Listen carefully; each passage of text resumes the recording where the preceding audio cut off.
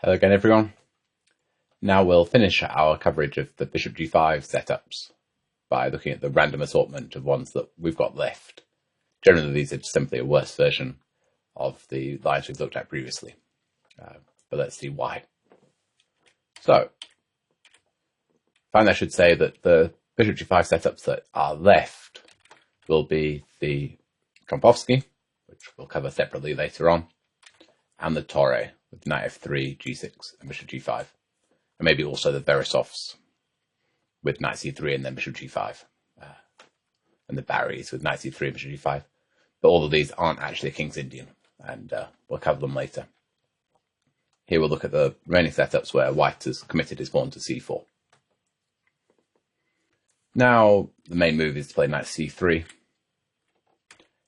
Move order tried by Mamadaryov and Vallejo Pons is to play bishop g5 here. This is really some sort of anti-Grunfeld. Against us, it makes no sense to delay knight c3, but white is playing against the immediate d5 here. Now knight e4 is very interesting, but let's just play normally with bishop g7. And now white really should play knight c3, and we'll just transpose to the main lines we'll examine here. Otherwise, knight e4 is coming. And white's going to have some problems down this long diagonal, as we'll see. For example, e3, knight e4. It doesn't really matter which way the bishop goes, he's going to run into problems on the long diagonal. For example, bishop h4, c5. He already has to be very careful, because queen a5 check is a big threat. And bishop d3, check. Now, blocking with knight d2 is just going to lose material. We'll simply take it all, and then the pawn on d4 is hanging at the end. So white has to move the king. And we can simply drop back and say that white has misplaced his king. A more interesting double-edged but completely unnecessary line would be f5, defending the knight, and after f3, castle, indirectly defending it thanks to the pin.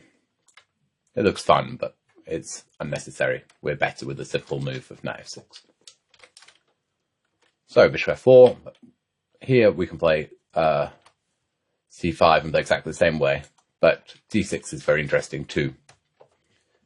We're actually keeping the option of going e5 as well as c5, just exploiting quite how badly placed white's bishop is now. So white stops c5, and now we'll play c5. Once again, queen a5 check is going to be a pain. For example, knight c3, queen a5 is also a very annoying pin for white to deal with. So knight d2 is better, but now the knight is actually just badly placed on d2 in these kind of structures, so we can happily retreat. We prepare to play knight h5, collecting the dark square bishop. And white's knight is simply bad on d2. Another move is bishop takes f6, and by now you probably know my opinion of white just giving up this bishop for free. I'm delighted. We take. Now the only reason to play this move order, I guess, is play e4 here. Otherwise, there's no point to taking on f6. White could have played the next move. But this is just very bad, because after c5, white can't actually hold on to his long diagonal. d4 and b2 are both too weak. So white could try knight f3 here, trying not to allow the transition, but now let's jump in with knight e4. And white already needs to be very careful. Apart from threatening the bishop, we also threaten to play c5 and put a lot of pressure on the long diagonal, as in the e3 lines we examined. For example, bishop h4, c5. This is exactly the same as what we've already seen. Once again, knight c3, queen a5 is rather awkward, as well as taking twice on c3. We also threaten to take on d4, and white has to take with the knight, and then knight c6, adding yet more pressure on the long diagonal. The bishop on h4 is completely useless here. It's playing no role whatsoever. Or e3, and then let's put more pressure on the pawn on d4. Next we'll play d5, and our queen will be attacking it, so there'll be too much pressure on the pawn. So white stops it with knight c3, but now we'll go for the typical pin with queen a5. And if white manages to develop his pieces, and the only problem is that we take on c3, and he has to recapture the pawn, then we'll have a nice structural advantage against those weak pawns. But that'll be difficult to achieve. First of all, it needs to deal with the threat to c3. The pawn on d4 is also very weak. I'm ready to add more firepower with d6 and bishop f5 as well. So white will do very well to merely have an unpleasant middle game here. Now, giving up the bishop is suicidal. We're very happy to take. And this is even worse than normal because we can hit with e5, gaining an important tempo on the knight. So we get to break and open up the position for our beautiful knight, beautiful bishop on g7. And after the exchange, knight c6, put more pressure. If white were to take, both recaptures are fine. I'd be very tempted by d takes, just opening up the position for our bishops, which will dominate in this queenless middle game. So going to f4 is better. Now d6 wouldn't threaten e5 because white's already developed his knight, so we might as well start with c5. The main move, white defends the pawn on d4. He could play queen c2 as well to attack our knight, but let's follow Svidler's recommendation from his Grunfeld course and play f5, keeping our knight on a very useful square there on e4. Now the pawn on d4 is attacked. White can defend it with bishop e5. After, we may as well throw in this check and then take. White would far prefer to recapture with the knight, but then the pawn is hanging on d4, so he has to play that really ugly de. And now after knight c6, I think the pawn on e5 is just going to drop in the long term. One plan is to exchange on d2 and exchange queens, where I'll have to take with the queen and then the king, because the knight on f3 is committed to the defense of the e5 pawn. And then we can play b6, bishop b7, castle queenside, and then play for g5, g4, kicking the knight away from protecting the pawn on e5. And we're likely just to win the pawn and be a pawn up. So e3 is probably better. At least the queen is keeping an eye on the d4 pawn. But we simply develop, put more pressure on the pawn on d4. Got a couple ideas. Once again, d5 is going to be strong, and queen a5 check is going to annoy white as always. Bishop d3, check. Here, once again, white can't block because we'll exchange knights and then win the pawn on d4. So he has to move his king. And we can borrow Svidler's idea. Cement our knight on e4 and renew the threat of taking on d4. The threat to the b2 pawn, X-ray pressure there, is even worse for white. So he's just in trouble here. I mean, the king on f1 is hardly helping matters either. So if white wants to play these setups, it makes more sense to start by developing the knight. And here we'll look at the two remaining setups. We've already analysed in the previous chapter knight f3, castle, bishop g5, the Smyslov variation, and that is probably the best one for white to choose if he's insisting on putting his bishop on g5 here. If white goes e4 and then bishop g5, if he wants to delay knight f3, then this is probably the better way of doing it, rather than playing the immediate bishop g5, because at least we've committed to d6. But still, I think this is a worse version of the Smyslov lines for white. However, this is what confused me in my game against Vallejo Pons, because he plays this way as white a fair bit. And so I was preparing this line, and I got very confused. Here, I want to challenge the bishop. We have this discussion again about the confusion arising with the bishop on g5. But the key point is that the bishop can't sit happily on e3 here, because we can challenge it again with knight g4. On the other hand, if we don't play h6, white might go queen d2, and again it'll be a bit difficult to shift the bishop. So this is a good time to play h6. Now the bishop could go to a few different squares. f4 has been tried. This weird looking move was a bit annoying, and Camel was frustrated by it, but he found a good antidote in his course. We play knight c6. We threaten, well, we exploit immediately the bishop is rather badly placed on f4. Threaten to play e5, attacking bishop and pawn. Even knight takes d4, which is going to be interesting in some positions. So white can either push the pawn or defend the e5 and d4 squares with knight f3. Camel went for e5 immediately here, which is also fine, but I think we'll just castle. Now white can try and exploit the fact that we've played h6 with queen d2, but I like to sacrifice the pawn here. Sacrifice the pawn here with bishop g4. I'm playing for the d4 square, as we've tried on a few occasions already. I think the h6 pawn is a small price to pay for it. White could push again to try and keep the d pawn, but after bishop takes f3, probably white's best is to take on c6 here.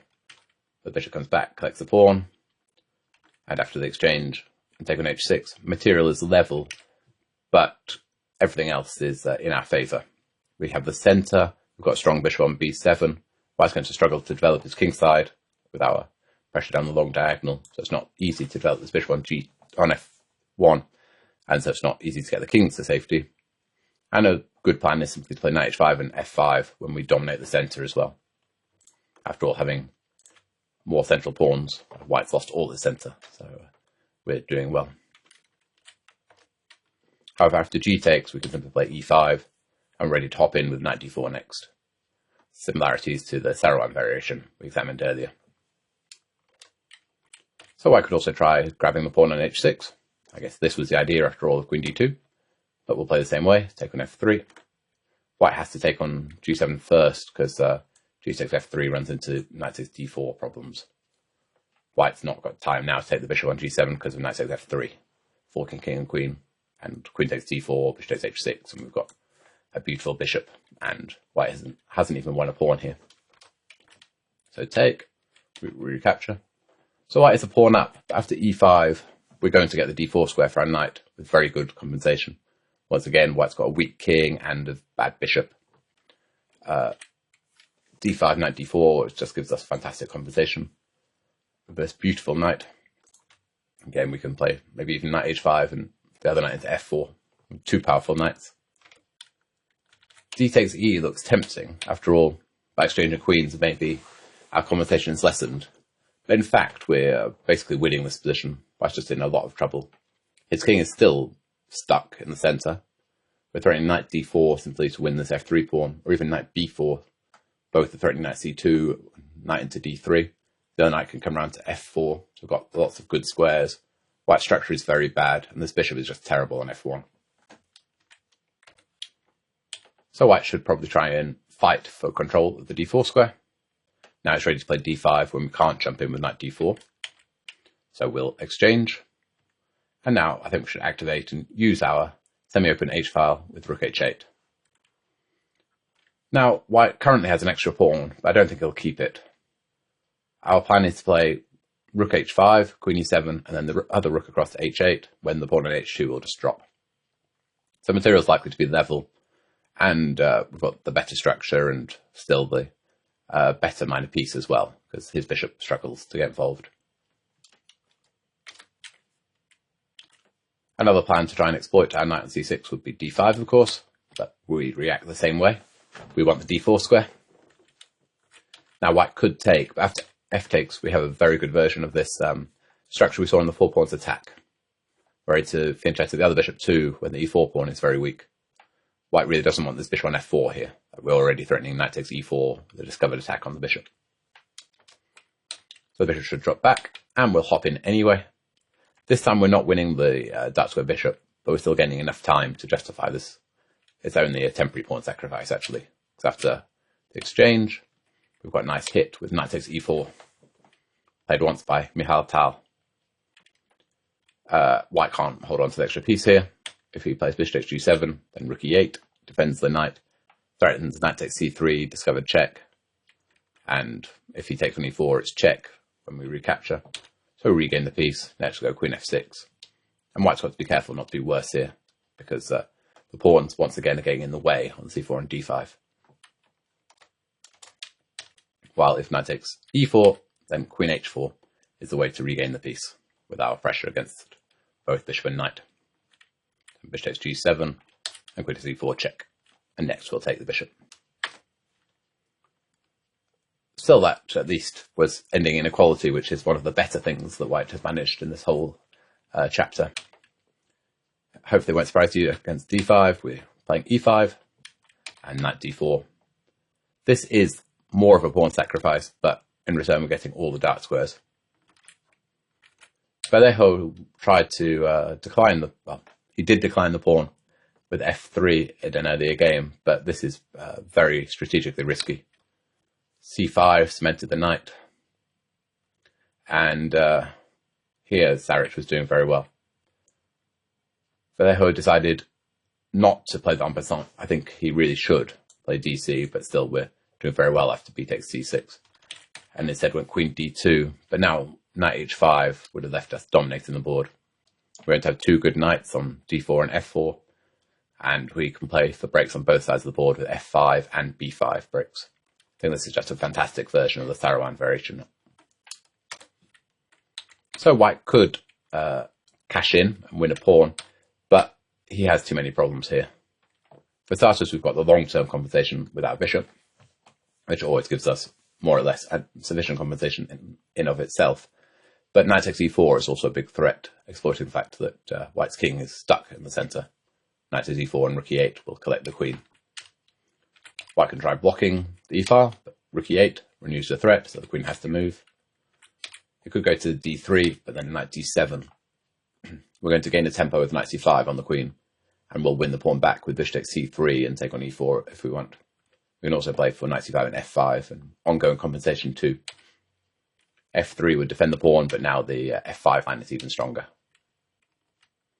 And I think white's just lost here, actually. He can't develop his pieces, and he's weakened his dark squares even further with f3. e3 looks like a worse square walking into the pin, but at least now knight d7 doesn't come with tempo. So we'll play a different way with c6, just adding further pressure to white's centre.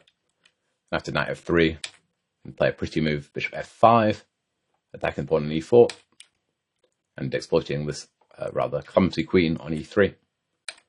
And knight d2, b5 is a nice move, adding yet more pressure.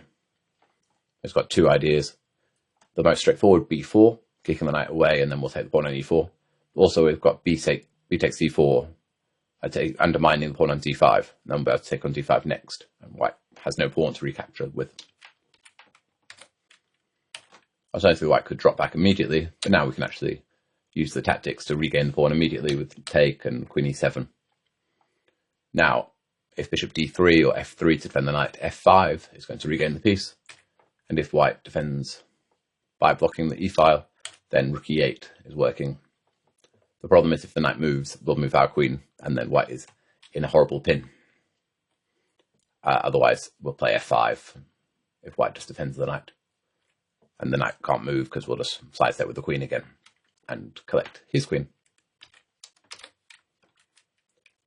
So, probably the best try is knight ge2. White's hoping that we just exchange knights, when he'll actually have quite a good position because he's managed to gain some space and prevented our usual counterplay. But we're not interested in that. We'll try and force him to give up that bishop. Taking with a knight on d4 is even worse because this pawn on d4 after all the exchanges is very weak. Let's play queen f6, attack this pawn on d4. And the problem is after knight e2 to defend it, queen h4 check, forks king and e4 pawn. Knight g3, we can play f5. And we're actually just regaining material immediately here. f4 is a big threat, and if white takes on f5, then the d4 pawn is dropping. And white's position just collapses. His king is far too wide open. So he should take on d4 with the bishop. But now we, apart from the typical compensation with the bishop, also have a very nice square on e5 and a lead in development. And c5 is a nice way to do it. Now white can't take this because of queen b6, forking knight on d4 and pawn on b2, but more importantly, the x-ray down to the pawn on f2. And so white is losing material here, so the knight has to move. But now we've always got very good compensation down this long diagonal. And after knight e5, I think the only thing that we really need to check in this kind of position is that white can't get in f4. For example, if he could somehow exchange knights, then get f4 in, force the bishop back to g7, complete his development, get the rooks to f1 and e1 and play e5, then maybe we're in trouble because our bishop is dimmed.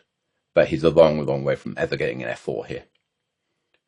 And the plan for us, rather than just sitting passively with our outpost, well, with our square on e5 and our strong bishop, is actually to start attacking on the king side ourselves by pushing these pawns. Quite flexible about which one. Or just see, for example, bishop e2. We can exchange off these knights. It doesn't matter so much, but we might as well take the nice e5 square for our bishop. With bishop on e5, it's going to be much harder to arrange this f4 break. Now with white castle's kingside, we can start attacking with queen f6. The knight is sort of attacked, although probably we're not actually interested in taking it. let's say queen d2 to defend, and now h5. Got idea of playing just bishop d7 to complete the development in g5, and we can either start pushing further with g4, h4, g3, or we can just sit, and again f4 is not happening. Our king is going to be perfectly safe in the center. We'll just play king e7, or probably king e7 and swing the other rook to g8. Get ready to get some mating attack. White's got an extra pawn, but there's nothing you can do with it. Against queen d2, we can just play a cunning waiting move. Bishop d7 is useful, as for on the last variation. But after castle, we've got a very surprising move of queen g5. It might seem like we want the queens on the board, but here, white should not exchange these queens, because now the pressure down the h file is very awkward. For example, okay, h3 runs into g4 problems. But after g3, castle queenside, it's going to be very difficult for white to deal with the simple plan of doubling on the h file, with rook h7, rook h8, and win the pawn on h2, while f5 is going to be another strong plan. We're likely to regain the pawn and continue to have our positional trumps. But bishop f4 is an interesting idea. Of course, bishop e3 needs checking, but the whole point of why h6 is a good move in this position is that we have knight g4. The bishop's not going to rest there, and it's not got good squares to go to now, but it has to go all the way back.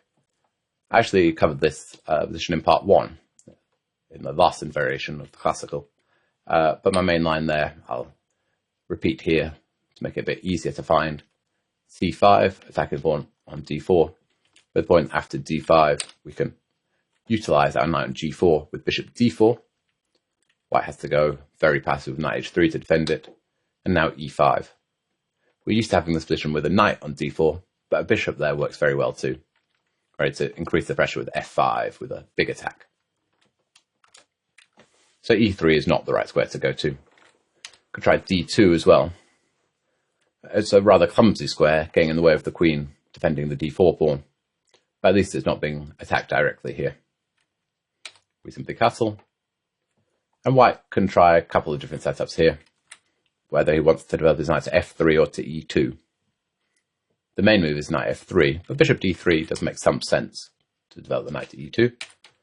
I think we should go back to our Benoni style with c5. It makes sense always with our strong bishop in these positions where white is forced to play d5, e6, and these bishops are a little bit clumsy on d2 and d3. h3 is quite likely to actually transpose to the lines we covered via 5h3 castle and bishop g5 in the white side lines. There, we would probably not have forced the bishop back.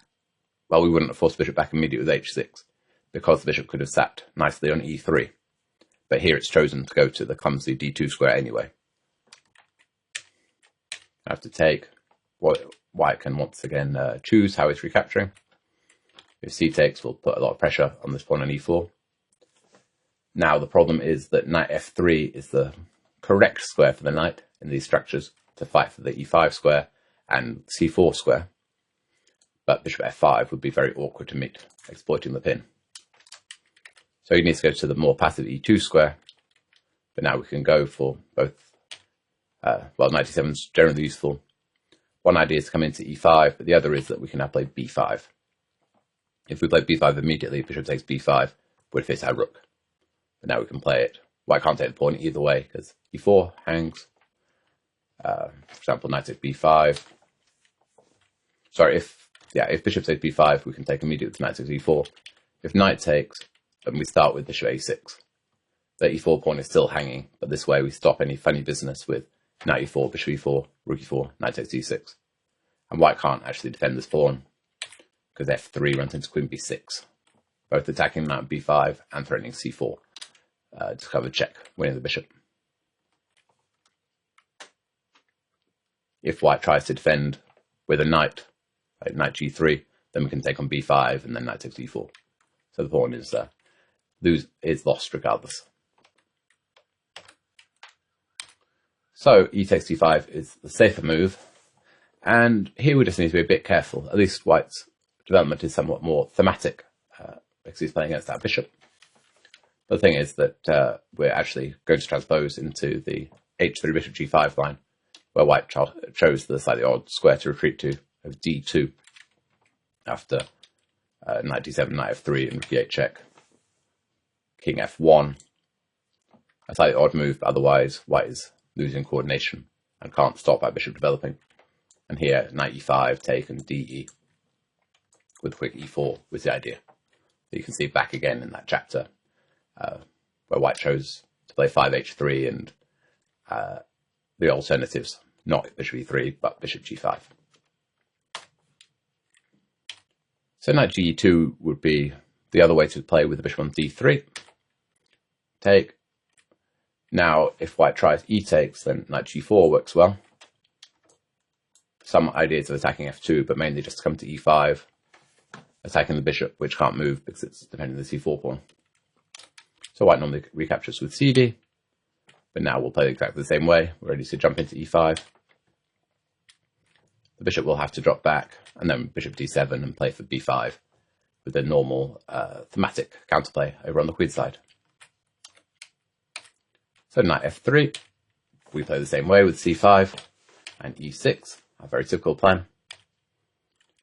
Now, bishop e2 looks a bit strange, but would actually transpose to the Averbach variation, where I recommended the sharp b5, playing for maximum counterplay. Instead, bishop d3, and we take, giving white this option again. If e takes, then rook e8 check is going to be a bit awkward, so they normally play c takes, and bishop g4. In the Benoni, generally, you're very happy to go up this light square bishop because it's our problem piece, as we've seen in a few other lines. So here again, like if h3 it struggles to develop. So we'll happily swap on f3, and then we'll play for our queenside counterplay with knight d7, a6, and b5. So that is the slightly odd-looking bishop d2. Probably bishop h4 is the more normal idea by putting the bishop to g5 early. But now we'll play our c5 break, remembering that this bishop is rather offside on h4 now. White almost exclusively closes the position here with d5.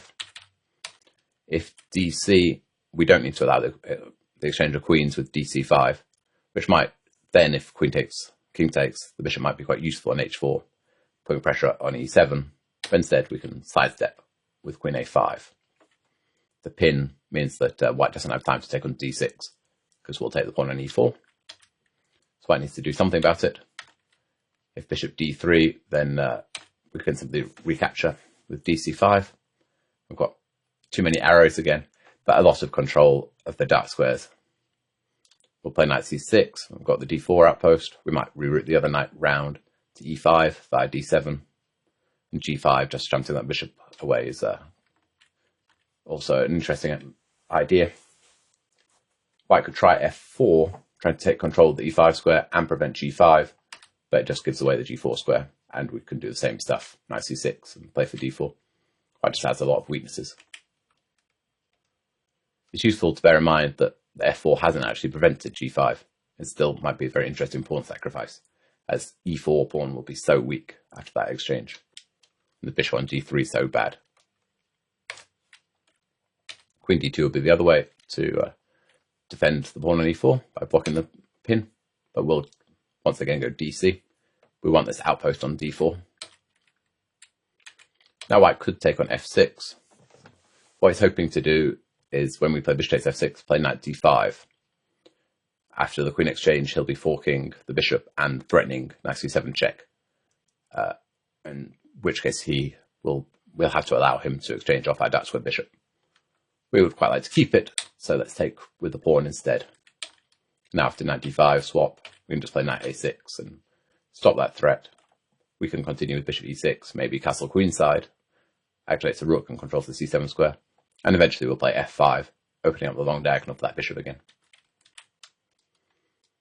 I said, we saw similar positions to this in the same-ish back in part 1, but white was normally a pawn up at least, although the pawn was on f3, so structure was even worse. We should also check e5. This is a sharpest try. After knight g4, it looks a bit scary that there might be some tactics against e7, for instance. But that king's still in the centre, some combination of bishop takes e7 and knight d5. But they don't actually work for white. They only relevant factor of the position is that the pawn on e5 is very weak. For example, f4 to try and cement it fails to g5. The e5 pawn falls, and then all of our pieces are much more active than white's. So white could try this trick with bishop takes e7. We can't take, of course, because of knight d5 check, when our queen would hang, but knight c6 threatens to take the bishop. Now the bishop has to move somewhere. Probably it should go back to h4, but then we can play g5, force it back, and then take this pawn on e5. Sorry, yeah, and we force it back. And then we take this pawn on e5. Bishop d6 looks tempting, but the bishop is actually just very badly placed here. It's basically trapped.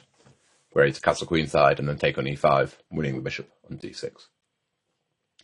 Meanwhile, white's king is in trouble again. So bishop takes e7 obviously needs checking, but is not very effective. The other main move to check, of course, is knight d5. Our queen is attacked, so we're ready to exchange. Now the relevant threat is knight c7, which we need to deal with. But the problem for white is he doesn't really have a good way to win our pawn on e7. We're ready to play e6, expelling that knight. And white's left with a very weak pawn on e5. Taking with the bishop, simply that's knight takes f2, winning the rook. And knight takes, we play bishop e6. We're ready, the threat is g5, winning the knight, so it has to return. But then we'll play g5 anyway and take the pawn on e5 with an overwhelming position. Once again, we've got much more active minor pieces, and white's king is walking aimlessly in the middle of the board.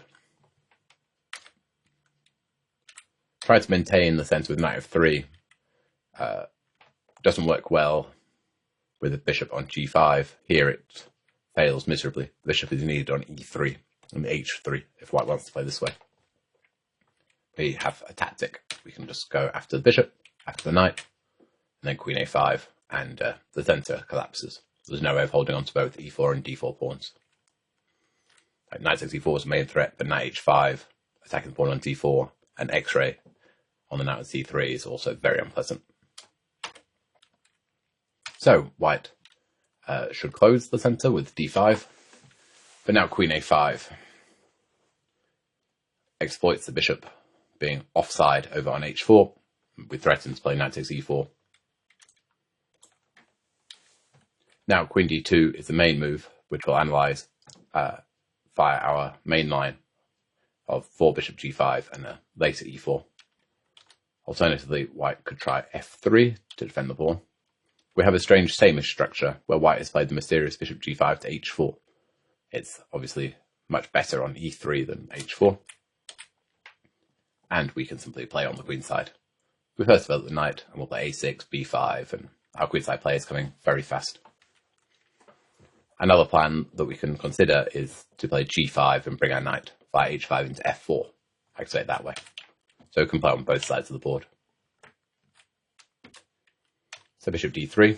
This was actually played in a very famous game in the reunion match between Bobby Fischer and Boris Spassky. Now, knight d7 is once again favourable for us, but we can play forcing chess. We sacrifice the knight, but it's only a temporary sacrifice. In return, we have a couple of pawns already, but the real point is that here we attack the bishop, and we also throw in f4, winning the bishop on g3. So we are actually winning material with this tactic. Will be at least a pawn up. Check out the model game. Spassky Fischer. So that was e4 first. Now bishop g5, at this point though, is probably even worse. After h6, there's not a good square for this bishop. By now you know that I don't think much of bishop takes f6 in any scenario will take. And the only way probably to try and justify this move order is to try f4, but this is way too loose. But something like knight f3, bishop g4 is hardly pleasant for white either. There's a lot of pressure on d4. Now, the 4 pawns attack is generally a bit too loose for white anyway, and giving up the dark square bishop and then going for it is pretty suicidal. We'll play the same way, so a lot of pressure on that d4 pawn. dc is just so ugly. Let's damage white's structure and then recapture. White's just been left with weaknesses. Out to d5. Here we have a very pretty move. It's useful to try and remember e5. The point is, well, if f takes, then we have a beautiful outpost, simply, with bishop takes e5. But if d takes e6, now we take on c3, wrecking white's structure, and then recapture. And white not only has a bad structure, but queen f6 is actually really awkward, forking the f4 and c3 pawns. So taking on f6 is never good. Probably white should come back to d2, but this won't have any independent significance. If white plays knight f3, then d6 will transpose to what we covered in the Smyslov variation, and if e4, d6 transposes to the clumsy bishop d2 that we covered earlier in this video.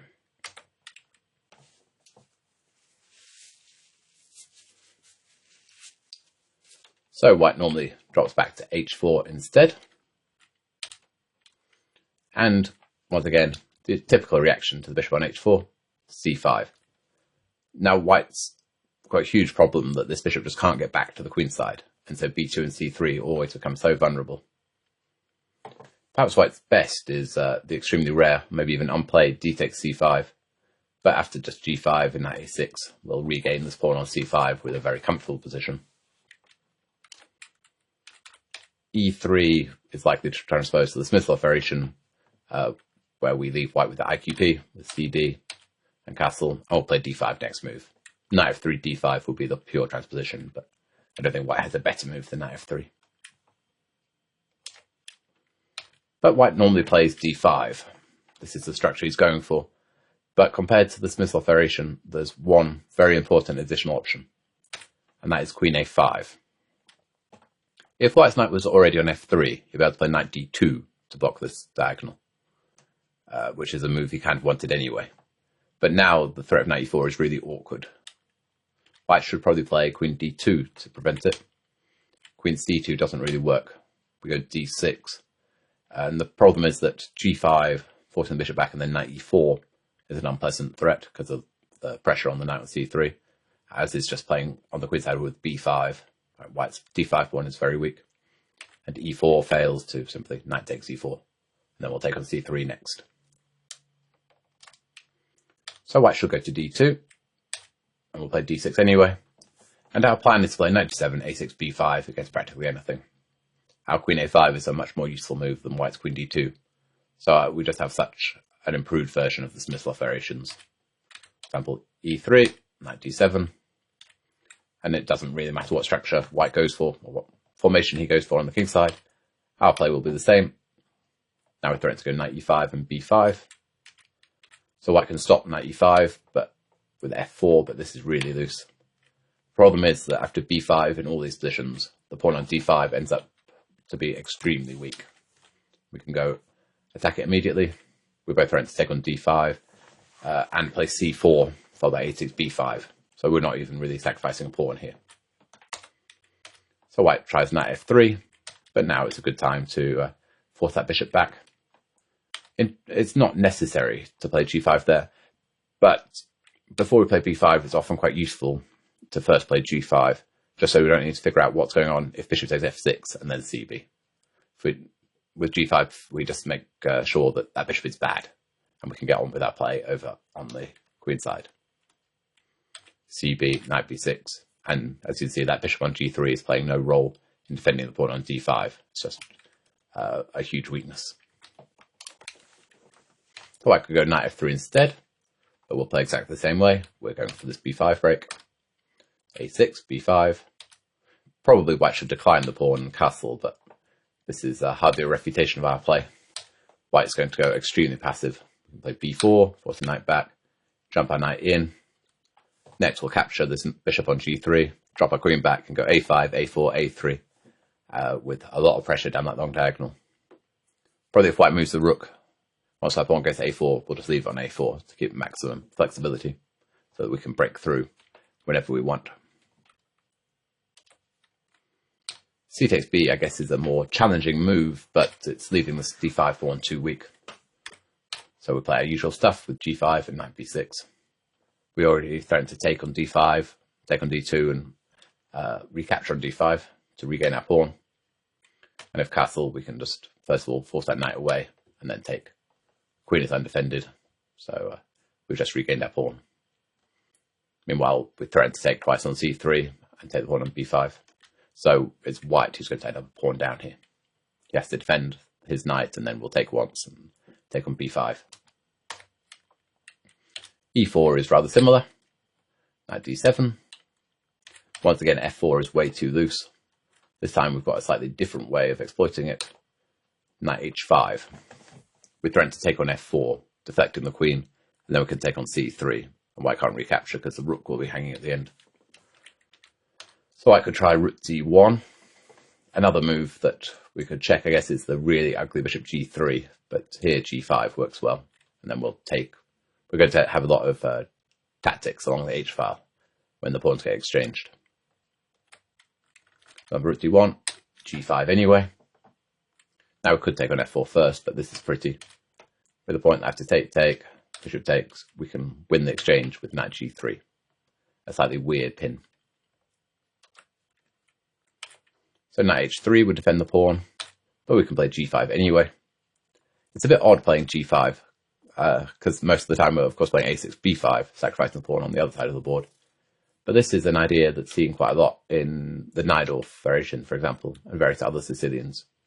In return for the pawn, we're getting a huge outpost on e5, and all our pieces are becoming extremely active.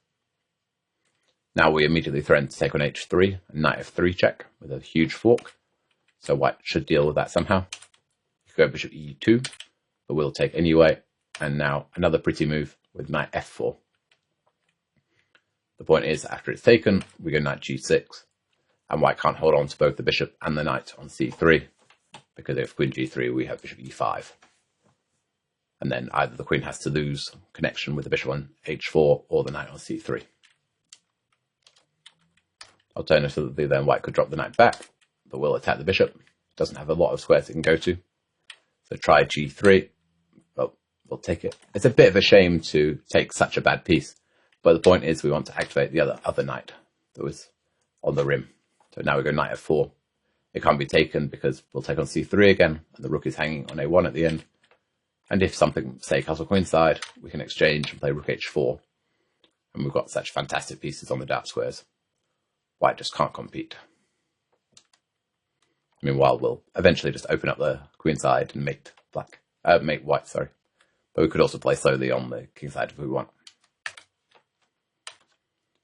So that was a far too loose f4. Knight f3 would be a more normal move, but we'll play the same way. We're ready to play for our b5 break. a4 doesn't really stop it. We play b5 anyway, because queen b4 is very annoying. It's difficult to defend this pawn on e4, while we're also getting ready to play a b5. For example, bishop d3 to defend the pawn, ab, and white's just in too many pins here. So knight takes b5, potentially the bishop we can take on e4. Taking with the pawn is impossible, because the rook is hanging. But now we can just take the pawn on a4. We regain the pawn, and we still have all of the typical Benko pressure. Just we haven't sacrificed the pawn for it. So white can't stop b5. But of course we'll play it anyway. Take. Now Camel's recommendation was AB, which is also good, but it's a bit messy with some tactics. I think let's just castle. Not allow white any tactics with recapturing on b5. We're going to have very good pressure as it is. I think white's best is probably simply to play b6 to force us to take the pawn. After knight takes, our knight is coming around to a4. So white's still going to have unpleasant pressure on this pawn on e4. As well, of course, as that typical play on the b file. After castle, let's first force that bishop back. And after the automatic bishop g3, white's in a lot of trouble. Now we take on b5. b4 is a big threat, and the problem is bishop takes b5 fails to the Benoni-esque knight takes e4. We regain the pawn, win the bishop, and f5, f4 is a huge threat, trapping this bishop on g3. White's not exactly in love with his dark square bishop. In all of these variations, it's just been offside, getting in the way. So white should play the e5, attempting to randomize the position a bit. But still, after we recapture and then take on b5, b4 is still an annoying threat, so bishop takes should be played. And we play the same move We have a worse structure than we did in the previous line, but white still has this really bad bishop on g3, and f5, f4 is going to be a huge threat. So I think we're doing very well. So this wraps up our coverage of the offbeat bishop g5 setups, and hopefully from the video you can see why they're offbeat. The problem, it's useful to remember that the problem for white is that if he's not yet played knight f3 in the Smyslov variation, then queen a5 is a real pain. He needs to be able to play knight d2 against it. Without it, he just loses an important tempo, and our play on the queen side is coming very fast. Thanks a lot for watching. See you again soon. Bye.